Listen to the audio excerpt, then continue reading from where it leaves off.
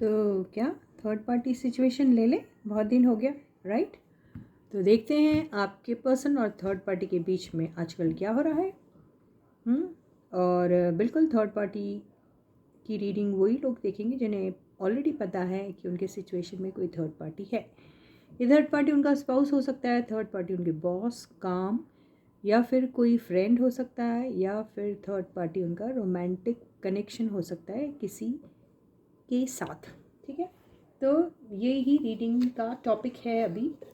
तो रीडिंग शुरू करने से पहले, yes guys, this is Suman, your own tarot card reader, and I welcome you back to my channel, Tarot Fragrance Suman. So as I always say, before you start watching the reading, you need to have the trust and faith in the reader, in the reading, in the universe, and also in yourselves. So with that same trust and faith, you have to watch the reading.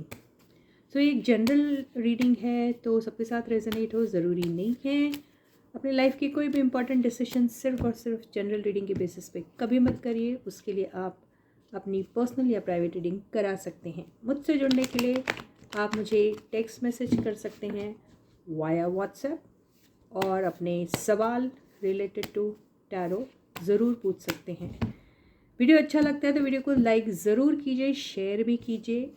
In fact video on करते ही सबसे पहले like का button दबा दीजिए, मुझे अच्छा लगेगा। या इतना तो आप कर ही सकते हैं मेरे लिए। और कमेंट सेक्शन में अपने कमेंट्स भी ज़रूर लिखिए, मनपसंद का टॉपिक भी मेंशन कर सकते हैं। चैनल को ज़रूर सब्सक्राइब कीजिए अगर अभी तक नहीं किया है, नोटिफिकेशन बेल भी ऑन कीजिए अगर अभी तक नहीं किया है तो चलो बगैर देरी के रीडिंग को शुरू करते हैं। तो ये हैं आपके पर्सन और थर्ड पार्टी का रिलेशनशिप स्टेटस। क्या रिलेशनशिप स्टेटस है दोनों का अभी? तो stay positive and stay focused guys. The moon,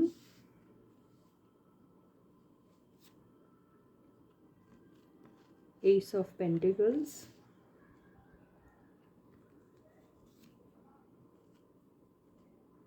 Knight of Swords, Ten of Cups, Two of Cups,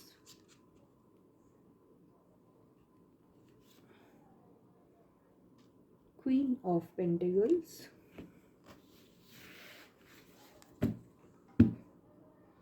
Ten of Pentacles।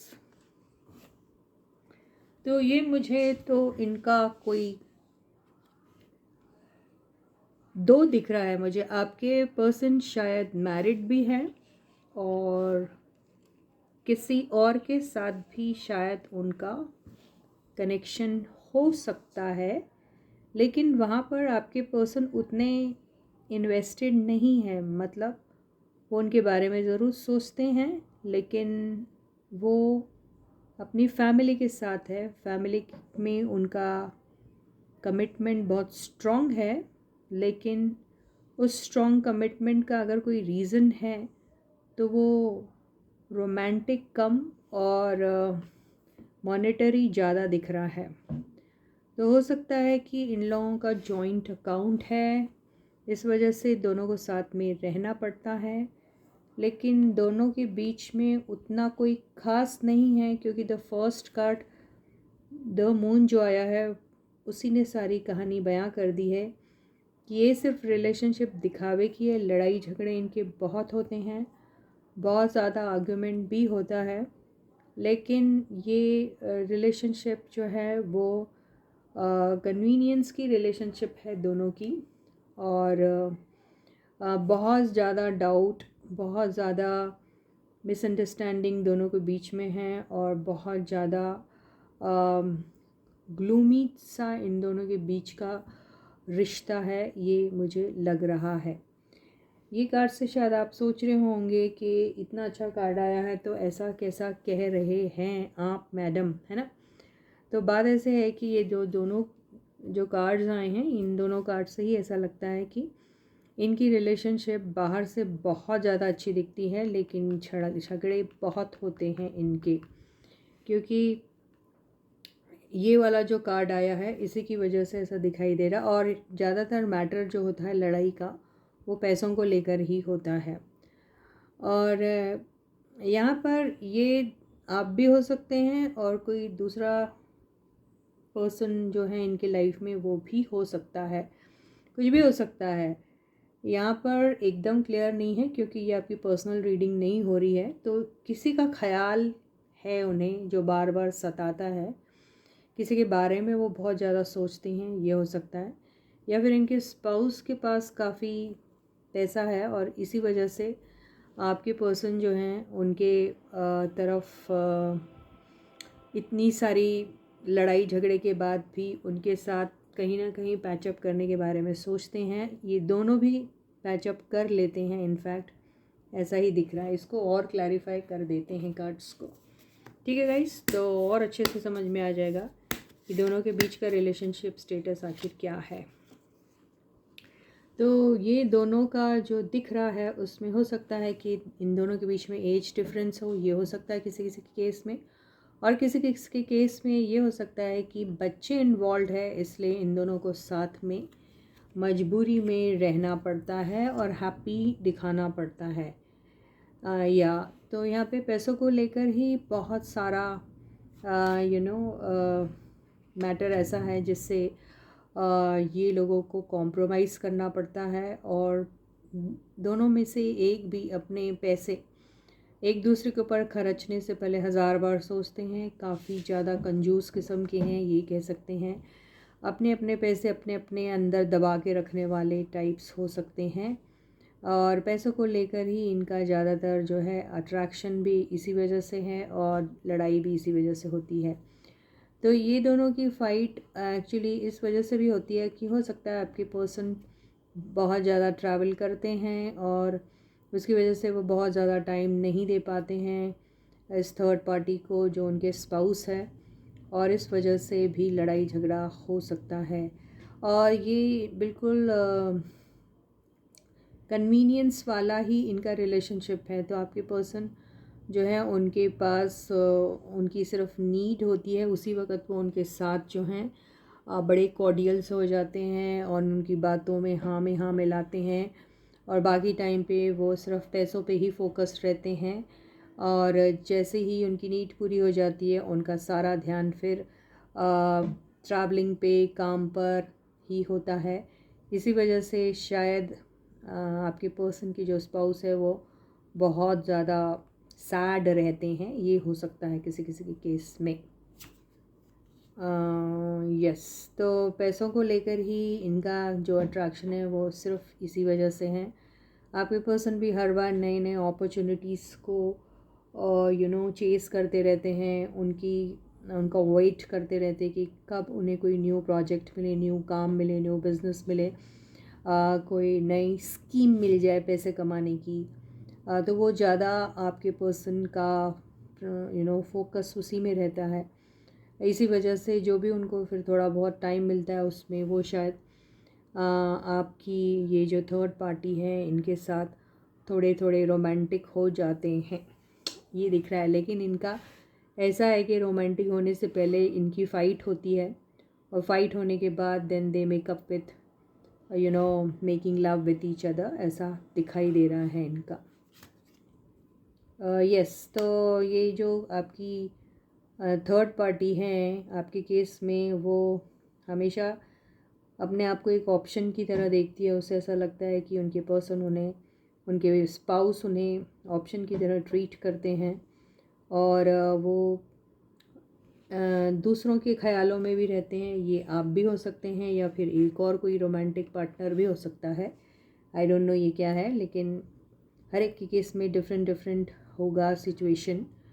तो और ये बात शायद उनके स्पाउस को भी पता है, इसलिए उसे हमेशा यही डाउट रहता है कि उनके पर्सन जो है वो या फिर दूसरे रिलेशनशिप में भी है या फिर मल्टीपल रिलेशनशिप्स में है, ऐसा उनकी जो स्पाउस है वो सोचती रहती है।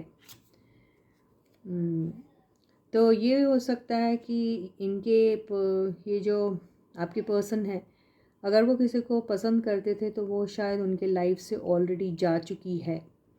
ये आप भी हो सकते हैं या फिर कोई और एक और उनका रोमांटिक पार्टनर हो सकता है जो उनका पास्ट का भी हो सकता है या फिर रीसेंट पास्ट का या फार पास्ट का भी हो सकता है, जिसके ख्यालों में रहते हैं आपके पर्सन अभी भी। ये हो सकता है किसी किसी के केस में। यस, तो आपके पर्सन को सोशल मीडिया पे बैठना, सोशल मीडिया पे लोगों के साथ चैट करना, सोशल मीडिया पे लोगों को झांक झांक के देखना कि इनकी लाइफ में क्या हो रहा है, इनके साथ कौन है, या फिर इनके साथ उनका कोई कनेक्शन बन सकता है या नहीं, इनके साथ इनकी बॉन्डिंग हो सकती है कि नहीं, ऐसी सारी तलाश में रह सकते हैं आपके पर्सन जो इस कार्ड से दिख रहा है। किसी किसी के केस में ये हो सकता है कि इनके स्पाउस जो हैं आपके पर्सन के ऊपर बहुत ज़्यादा डाउट करते हैं और वो हमेशा उनको सोशल मीडिया पे चेकआउट करते रहते हैं कि वो किसके साथ हैं। हो सकता है उनके फ़ोन चेक करते होंगे, उनके दूसरे अकाउंट्स जो हैं फेसबुक पे या इंस्टाग्राम पे या कहीं पर भी, उसे चेक करते हैं और देखते रहते हैं वो किन के साथ हैं। ये भी हो सकता है किसी किसी के केस में। तो यहाँ तो आज जो रीडिंग आई है उसमें ऐसा ही लग रहा है कि आपके पर्सन जो है वो मैरिड है और उनका जो स्पाउस है वो ही आपका थर्ड पार्टी, आपकी थर्ड पार्टी है, ऐसा दिख रहा है। तो यहाँ पे एक काम करते हैं, इन कार्ड से भी देख लेते हैं कि और कुछ कौन सी क्या एनर्जी है जिसकी वजह से ये सारी चीज़ें इन लोगों के बीच में हो रही है। तो इन लोग ट्रैवल पे भी गए होंगे रिसेंटली, ये भी हो सकता है ये रिसेंटली कोई ट्रैवल पे गए हैं और उस ट्रैवल पे बड़ा कोऑर्डिनेशन बना के गए हैं कि बहुत अच्छे दोनों साथ में रहेंगे, खुश रहेंगे एंड ऑल दैट। बच्चों के साथ गए हैं, ये भी हो सकता है कईयों के केस में। कईयों के केस में फिर वहाँ पर ही पैसों को लेकर ही कुछ परेशानी या फिर लड़ाई वो हो रही है, ये भी हो सकता है। Yes, wait and watch. माइसर जो मैंने बोला था कंजूस, तो बिल्कुल है कंजूसी। तो उस कंजूसी को भी लेकर हो सकता है इन लोगों के बीच में कुछ लड़ाइयाँ या झगड़े या फाइट या फिर आर्ग्यूमेंट्स हो सकते हैं, ऐसा लग रहा है। साइलेंस, तो ये उधर जाकर भी अपना अपना अपनी अपनी सुंगड़ी में बोलते ना, वहाँ बैठ जाते होंगे। ऐसा नहीं है कि बड़ा अच्छा टाइम बिता रहे हैं एक दूसरे के साथ, ऐसा नहीं दिख रहा है। एंगर, जेलेसी एंड रिजेंटमेंट का आ गया है कार्ड। तो यस, ये वाला कार्ड इसको बिल्कुल मैच कर रहा है। तो हो सकता है उनके स्पाउस इनसे, इनकी ये हरकत को देख के इनसे बहुत नाराज़ रहते हैं और उन्हें गुस्सा आता है अगर वो किसी सोशल मीडिया पे बहुत देर तक बैठते हैं, लोगों के साथ चैटिंग करते रहते हैं, आधी रात हो जाती है, सुबह होने को आती है और आपके पर्सन जो है वो यही सब करते रहते हैं अगर, तो शायद उन्हें बहुत गुस्सा भी आता है और जेलसी भी होती है, ये हो सकता है। ये वो है, ये कार्ड मैच नहीं हो रहा है इसलिए नहीं दिया। अबंडेंस, तो अबंडेंस तो यहाँ दिख रहा है 10 ऑफ पेंटिकल से। ट्रूथ, तो wait and watch and truth से और सेपरेशन जो आया है, तो इन दोनों के बीच में सिर्फ दिखावे वाली जो रिलेशनशिप है ये ऑलरेडी सेपरेटेड है। आपको कुछ वक्त के बाद शायद सच में पता चल जाएगा ट्रूथ की ये दोनों की रिलेशनशिप सिर्फ दिखावे की रिलेशनशिप है और ये सिर्फ दुनिया को दिखाने के लिए कि दे आर टुगेदर ऐसी एक्टिंग करते हैं। नीडीनेस से ये भी आया कि दोनों को एक दूसरे की कोई ज़रूरत है। हो सकता है आपके पर्सन को उनकी ज़रूरत है ताकि वो प्राउडली एक फैमिली मैन हैं ऐसा कहकर सोसाइटी में एक अपनी इज़्ज़त कमा सकते हैं इसलिए, और उनके स्पाउस इसलिए क्योंकि वो उन पर फाइनेंशियली डिपेंडेंट है, इसलिए इस नीड की वजह से दे आर टुगेदर। तो एनर्जीज़ वाइज वर्सा भी हो सकती है। आप मेल होंगे तो आपकी एनर्जी वैसी होगी, अगर आप फीमेल होंगे तो आपकी एनर्जी वैसी होगी, जो आप समझ रहे हैं, जिसको मुझे एक्सप्लेन करने की ज़रूरत नहीं है। या फिर फाइनेंसेस के ऊपर डिपेंड करता है कि आप ज़्यादा फाइनेंशियली साउंड है या वो ज़्यादा फाइनेंशियली साउंड है, तो उसकी वजह से भी एनर्जीज आप लोगों की वाइस वर्सा हो सकती है। तो ये उनकी आपको पता रहना चाहिए वो किस सिचुएशन में हैं उनका। तो ये तो हो गई उन दोनों की, लेकिन यहाँ आपका कोई मतलब नहीं बनता, सॉरी। हाँ, तो आप एक काम करते हैं कि आप लोगों को कोई एडवाइस है इधर, यूनिवर्स आपको कोई एडवाइस देना चाह रही है, तो देखते हैं क्या एडवाइस दे रही है यूनिवर्स आपको।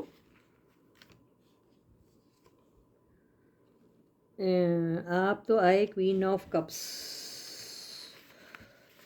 और ये आया है 8 ऑफ पेंटिकल्स, 8 ऑफ कप्स।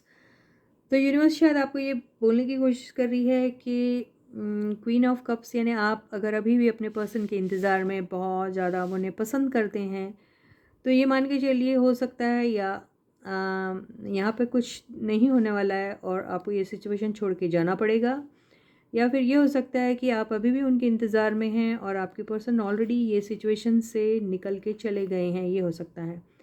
लेकिन 8 ऑफ कप्स हमेशा ये भी कहता है कि ये पर्सन जहाँ पे भी जा रहा है वापस आएगा। तो किसी किसी के केस में ये हो सकता है कि ये बंदा मायूस होकर वापस आप ही के पास आने वाला है, और ये जो दिल में अपने प्यार को उसने छुपा के रखा है ये आपको कहने की कोशिश करेगा वो पर्सन, कि आज उनको कोई नीड है तो शायद आपकी है, आपके प्यार की है, ये हो सकता है। और ये एनर्जी शायद हो सकता है आपकी है, जो आप उनके लाइफ से निकल गए हैं, या फिर उन्होंने मजबूर कर दिया था आपको निकलने के लिए, या फिर वो आपको यूं छोड़ के चले गए थे और आप उनके इंतज़ार में थे।